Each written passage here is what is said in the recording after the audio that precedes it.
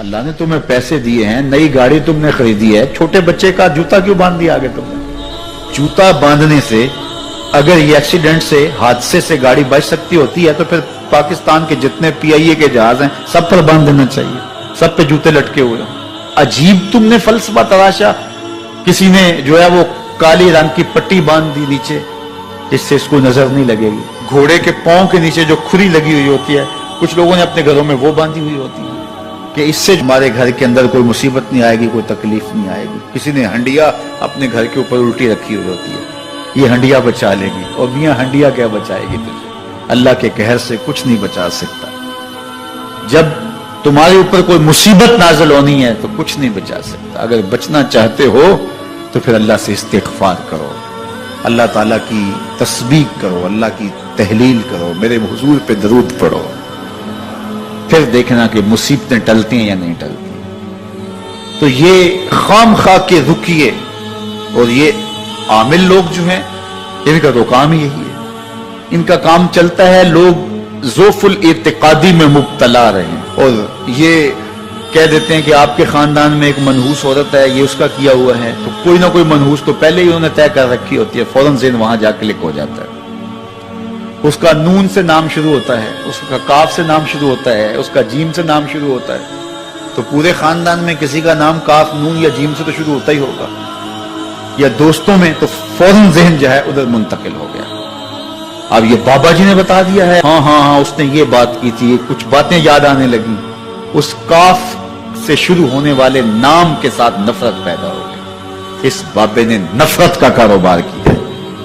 اس نے تو 100 روپے 200 روپے لے لیے لیکن دو انسانوں کے اندر نفرت ڈال دی. اس کا گریبان کل قیامت کے دن پکڑا جائے گا. ان ملنگوں کے پاس, ان ذوف الاعتقادی کو پھیلانے والوں کے پاس کبھی نہ جاؤ. تمہیں مصیبت پڑی ہے, تمہیں لگ رہا ہے کہ شاید میرے اوپر جادو ہے, تو پڑھو نا سورہ بقرہ, جادو جڑ سے اکھڑ جائے گا. 40 دن اپنے گھر میں سورہ بقرہ پڑھو, برکت ہوگی.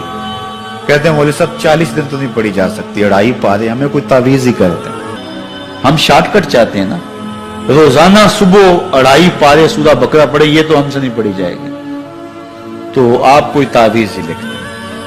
کاروبار میں برکت نہیں, میں کہتا ہوں پڑھو نا سورہ واقعہ, 3 رکوع ہیں, برکت ہوگی. ہم کہتے ہیں ہمیں تعویذ ملنا چاہیے, بس وہ ہم گلے میں رکھ دیں, بٹوے میں رکھ لیں, پرس میں رکھ لیں اور ہمارا کام ہو جائے, ہمیں کچھ بھی نہ پڑھنا پڑے, ہمیں وضو تک نہ کرنا پڑے, نماز نہ پڑھنی پڑے اور برکت ہو جائے. ایسے برکت تو نہیں آتی. اس لیے چھوڑو ان کی جان, آؤ قرآن مجید پہ آؤ, آؤ سجدوں پہ آؤ, آؤ دعاؤں پہ آؤ.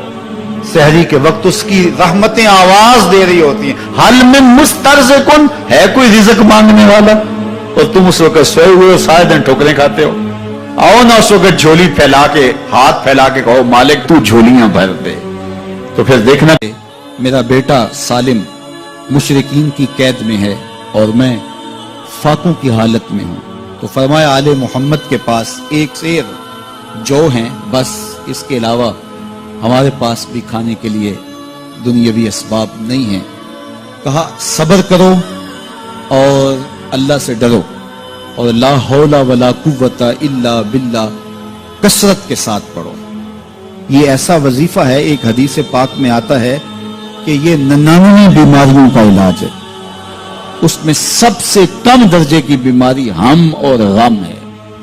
یہ دکھوں کا مداوع ہے, مشکلات کا علاج ہے, اور یہ وظیفہ میرے حضور نے بتایا. حضرت ابو ذر غفاری رضی اللہ تعالیٰ عنہ کو حضور نے 5 چیزیں بتائی تھی. ان میں سے 5ویں چیز یہ تھی کہ ابو ذر کثرت کے ساتھ لا حول ولا قوت الا باللہ پڑھا کرو. فرمایا عرش الہی کے نیچے ایک خاص خزانہ ہے, یہ وظیفہ وہاں سے آیا ہے. یہ زندگی میں معمول بنا لو, جب پھنس جاؤ, مشکلات میں آ جاؤ تو لا حول ولا قوت الا باللہ پڑھو, اللہ راستے کھولے گا. تو حضور نے 3 چیزیں فرمائی, اللہ سے ڈرو, صبر کرو اور کثرت کے ساتھ لا حول ولا قوت الا باللہ پڑھو. وہ فرماتے ہیں کہ میں یہ عمل شروع کیا, ابھی گھر میں بیٹھا ہی تھا کہ دروازے پہ دستک ہوئی, تو میں اٹھا کہ دروازہ کھولوں دیکھوں کہ کون ہے. تو دروازہ کھولا, دیکھا میرا بیٹا کھڑا ہے اور اس کے پیچھے 100 اونٹ کھڑے ہیں. تو میں نے کہا کہ تم اور یہ اونٹ؟ کہا مجھے موقع لگ گیا, میں ان کی قید سے بھاگ آیا. وَيَرْزُقْهُ مِنْ حَيْثُ لَا يَحْتَسِبُ، وہ تمہیں وہاں سے رزق دے گا جہاں سے تمہیں گمان بھی نہیں۔ اس کے ہو کے تو دیکھو، اللہ اکبر، اللہ کے ہو جاؤ تو پھر وہ تمہاری ضرورتوں کا کفیل ہو جائے۔ فرمایا حضرت عبداللہ ابن مسعود رضی اللہ تعالیٰ عنہ نے کہ کسی شخص کو فقر و فاقہ آ جائے تو وہ لوگوں کو بتائے کہ میں آج کل بڑے مشکل حالات میں ہوں، ہر وقت لوگوں کو بتاتا رہے تو اس کی مشکل بڑھے گی، اس کی مشکلیں آسان نہیں ہوں گی اس طرح۔ اور اگر وہ اپنی اس مشکل کو کسی سے شیئر نہ کرے بلکہ مصلی بچھا کے اپنے رب سے کہے کہ مالک فقر و فاقہ آ گیا ہے اور اس کا علاج تیرے پاس ہے، اس مرض کا مداوع تیرے پاس ہے۔ تو حضرت عبداللہ ابن مسعود فرماتے ہیں کہ رسول کریم نے فرمایا جلد یا بدیر اللہ اس کو مالا مال فرما دے۔ یہ بھی کبھی کر کے دیکھو، مشکل آ جائے، فاقہ آ جائے۔ اور قرآن مجید کا دل سورہ یاسین ہے، جس نے ایک مرتبہ سورہ یاسین کی تلاوت کی اللہ 10 مرتبہ قرآن پڑھنے کا ثواب عطا کرے۔ اور کتنا بڑا اجر ہے، آپ ایک سال میں بھی شاید 10 قرآن مجید نہ ختم کر سکیں اور سورہ یاسین پڑھیں تو 10 مرتبہ قرآن مجید پڑھنے کا ثواب نصیب ہوگا۔ تو اپنی صبح کا آغاز سورہ یاسین سے کیا کریں، نماز فجر کے بعد اشراق تک سورہ یاسین پڑھ لیا کریں۔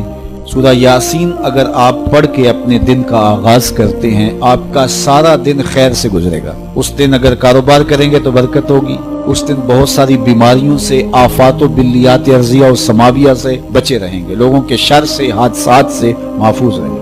میرے حضور نے ارشاد فرمایا قرآن مجید میں ایک سورت ہے جس کی 30 آیات ہیں، اگر کوئی شخص اس کی تلاوت کرتا ہے تو وہ سورت پڑھنے والے کی شفاعت کرتی ہے اور اتنی بار شفاعت کرتی ہے کہ اس کو بخشوا کے چھوڑتی ہے۔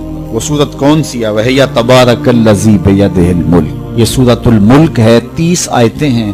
جو شخص اس کی تلاوت کرے یہ اتنی بار سفارش اللہ کی بارگاہ میں کرتی ہے کہ اپنے پڑھنے والے کو بخشوا کے چھوڑتی ہے۔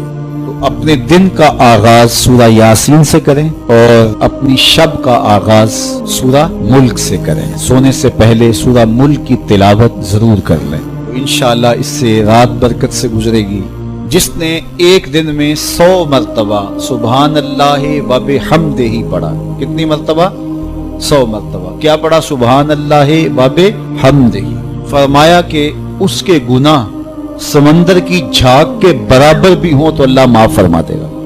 تو یہ اپنے وظائف میں شامل کر لیجئے، سبحان اللہ و بحمدہ۔ اور حدیث بخاری ہے کہ 2 کلمے ایسے ہیں جو اللہ کو محبوب ہیں اور زبان پر مشکل نہیں، زبان پر بڑے آسان ہیں، اور جب میزان پہ رکھے جائیں گے تو پلڑے کو جھکا دیں گے، بڑے بھاری ہیں میزان پہ۔ وہ 2 کلمے یہی ہیں، سبحان اللہ و بحمدہ، سبحان اللہ العظیم۔ تو اگر اس کو 100 مرتبہ روزانہ پڑھے تو سمندر کی جھاگ کے برابر بھی گناہ ہو تو اللہ معاف فرما دیتا ہے۔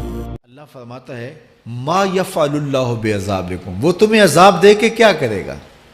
ذرا لہجہ دیکھیے، ذرا انداز، ما یفعل اللہ بعذابکم، وہ تمہیں عذاب دے کے کیا کرے گا؟ تم اس کی مخلوق ہو، اپنے دستے قدرت سے اس نے تمہیں بنایا ہے، تو وہ تمہیں عذاب دے کے کیا کرے گا؟ اس کی ضرورت نہیں ہے کہ تمہیں عذاب دے، نہ اس کی چاہت ہے کہ تمہیں عذاب دے، کوئی خود چھلانگے لگائے تو اس کی مرضی۔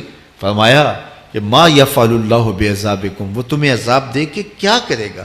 ان شکرتم و آمنتم، اگر تم شکر ادا کرو اور ایمان لاؤ تو وہ تو قدردان ہے جو کوئی اس کا شکر کرتا ہے اور جو اس پر ایمان لاتا ہے۔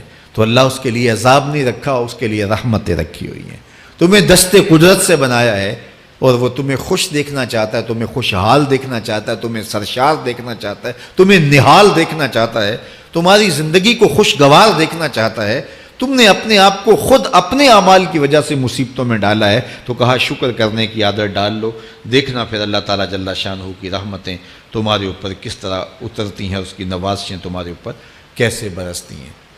توکل اگر ہم سیکھ جائیں تو توکل ایک ایسی دولت ہے کہ جو خوشحال زندگی کی ضمانت بنتی۔ جب ہم اللہ پر توکل نہیں کرتے اور ہم سمجھتے ہیں یہ سب کچھ ہماری محنت کا نتیجہ ہی ہوگا، اور نتیجہ جب نہیں آتا تو پھر ہم بے چین مضطرب ہو جاتے ہیں، اور جب ہم اس پہ توکل کر لیں تو پھر ہمارا صرف اتنا ہی کام ہے کہ میاں ہم یہ کام کر رہے ہیں، بس یہ حکم، ہم بیج بو رہے ہیں، بس یہ حکم ہے اور بو رہے ہیں، باقی اس پہ بھروسہ ہے، یہ کام اس کا ہے کہ اس نے اس کو اگانا ہے، اس کے اوپر پھل لگانے ہیں۔ تو جب اس پہ توکل ہو جائے تو بندہ سوکھا رہتا ہے، ورنہ بندہ مشکل میں مبتلا ہو جاتا ہے۔ بسا اوقات ایسا ہوتا ہے کہ بندہ ایک منصوبہ تیار کرتا ہے، اس کا عملی نتیجہ اس کو سامنے نظر آ رہا ہوتا ہے، لیکن نتیجہ بالکل الٹ جاتا ہے۔ سید علی المرتضیٰ فرماتے ہیں میں نے اپنے ارادوں کی شکست سے ہی اپنے رب کو پہچانا ہے، کہ میں ایک منصوبہ تراشتا ہوں کہ یہ اور یوں ہوگا اور وہ ہونا چاہیے، لیکن نتیجہ وہ نہیں آتا، تو کوئی طاقت ہے اس کا جو نتیجہ بدل دیتی ہے۔ تو بندہ اس طاقت پہ یقین کرتے، اس پہ توکل کر کے جو ہے وہ اس پہ بھروسہ کر لے تو زندگی سوکھی ہو جاتی ہے۔ مغرب میں جو اللہ پر یقین نہیں رکھتے وہ خودکشی کر لیتے ہیں کہ یہ کیوں ہو گیا، ایسا نہیں ہونا چاہیے تھا، لیکن ہم خودکشی اس لیے نہیں کرتے، ہم کہتے ہیں میرا رب جس طرح چاہے اس طرح ہی ہوتا ہے، جو اس نے طے کیا ہوا ہے وہ کر کے رہتا ہے، اس لیے تم اس پہ توکل کر لو اور اس پہ بھروسہ کرو۔ حضور علیہ الصلوۃ والسلام نے فرمایا لو انکم توکلون علی اللہ حق توکلہ، اللہ پر توکل کرنے کا جو حق ہے اگر تم وہ ادا کر دے تو فرمایا اللہ تمہیں ایسے رزق عطا کرے جیسے پرندوں کو عطا کرتا ہے۔ ہمارا تو کاروبار ہے، یہ فیکٹری ہے، یہ دکان ہے، یہ ہماری نوکری ہے، ہم نے یہاں سے کمائی کرنی ہے۔ پرندوں کا کوئی کاروبار نہیں ہوتا، کوئی نوکری نہیں ہوتی، کوئی ٹھیا، کوئی اڈا نہیں ہوتا جہاں جا کے انہوں نے رزق کے لیے کوئی آغاز کرنا ہوتا ہے، بلکہ حضور نے فرمایا تغدو خماسا وتروح بطانا، جب وہ صبح گھر سے نکلتے ہیں تو خالی پیٹ نکلتے ہیں اور انہیں کوئی اپنی منزل کا تعین نہیں ہوتا، جدھر خیال آیا اڑ گئے ادھر، لیکن کبھی ایسا نہیں ہوا کہ شام کو خالی پیٹ واپس آئے ہوں، کہا وہ پیٹ بھر کے آتے ہیں۔ باہو بولے بن توکل پنچھی اڑ دے، خرچ نہ پلے زیرا ہو، جب گھر سے اڑتے ہیں تو ان کے پلے نہ کوئی خرچ ہوتا ہے، نہ راس المال ہوتا ہے، نہ کوئی اوزار ہوتے ہیں، نہ کوئی ہتھیار ہوتے ہیں، کچھ بھی نہیں ہوتا، یوں ہی گھر سے نکلتے ہیں، کبھی بھی خالی پیٹ نہیں آئے۔ فرمایا اگر اللہ پہ پرندے توکل کر لیں تو اللہ اسے بھی عطا کرتا ہے، تم توکل کرو گے تو تمہیں عطا نہیں کرے گا۔